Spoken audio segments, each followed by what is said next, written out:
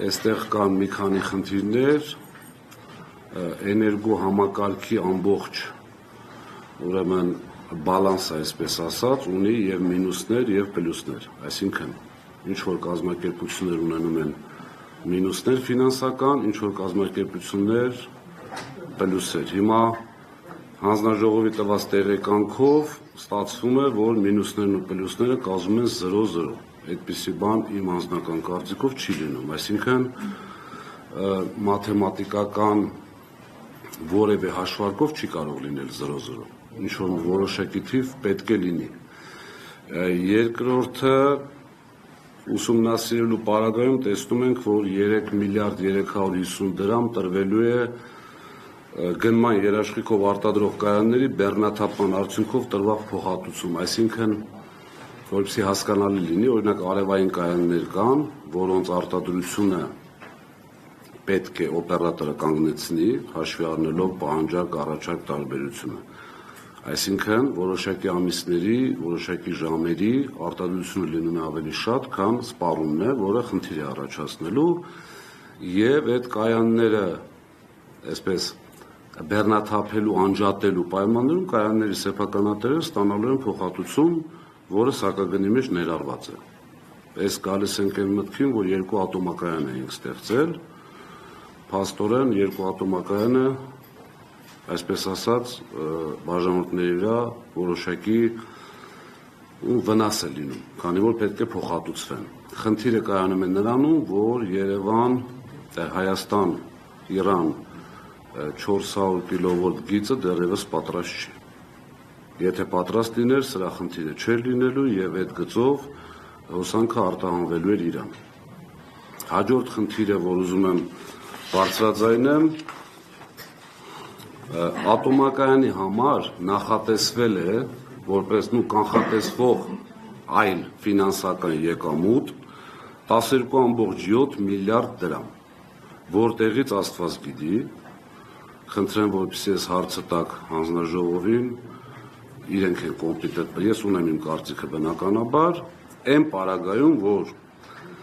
այս տարի կանգնելու է ատոմակայանը 150 օր եւ կանխատեսվել է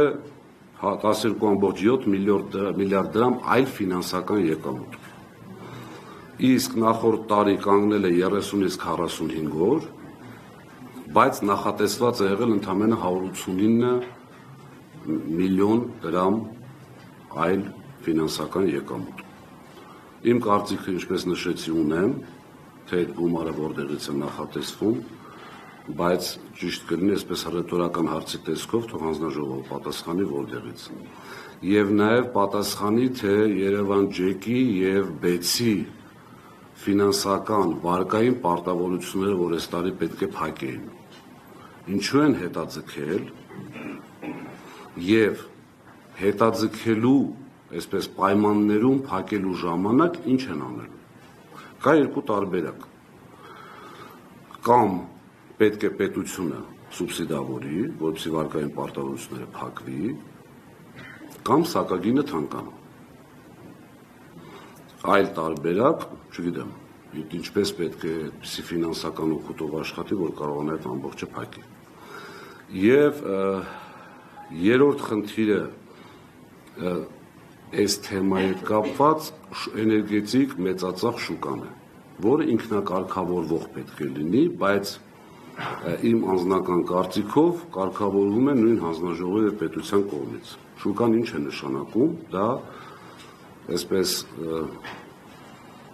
այլ երկրներից մեզ մոտ ներդրված գործիք է, որ ովքեր ցանկանում են ազատականացված շուկայում ձեռք բերել էլեկտրոէներգիա, պետք է շուկայում լինի մրցակցություն, իրար մրցակցեն, սակարկեն եւ այլն եւ այլն։ Շուկան իմ կարծիքով համենայն դեպս այդ ձևով ոնց որ ստեղծվել է շատ սխալ էր, հաշվի առնելով, որ շուկայում ըստ հանձնաժողովի որոշման ամեն տարի ըստ լարման այսպես մեծության պարտավորությունն են անգամ գնալու շուկա։ Եվ շուկայում գտնվող նախ բնակություն չկա, եւ շուկայում սակագինը շատ ավելի էժան է, քան բնակությանը։ Այսինքն ստացվում է այնպես, որ էներգո համակարգից այդ բաժանորդները դուրս են գալիս, այսինքն այդ գումարը չի մտնում էներգո համակարգ, այլ վճարում են այլ կազմակերպությունների, տրեյդերների, որոնք գնում եւ վաճառում են այդ հոսանքը,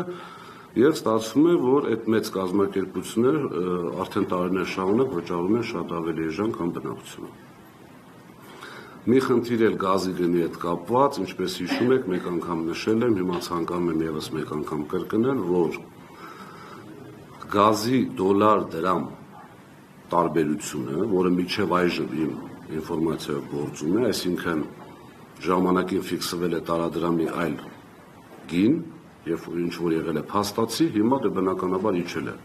Խոսքը դոլարի մասին է, եւ այդ առաջացած տարբերության 20 միլիարդ դրամը, որը շատ, այսպես գազի համակարգի գումարներն էր, միանշանակ կամ պետք է հիմնանորոգման լուրջ ներդրում կատարվել գազի համակարգում, կամ իջեցվել գազի սակագինը։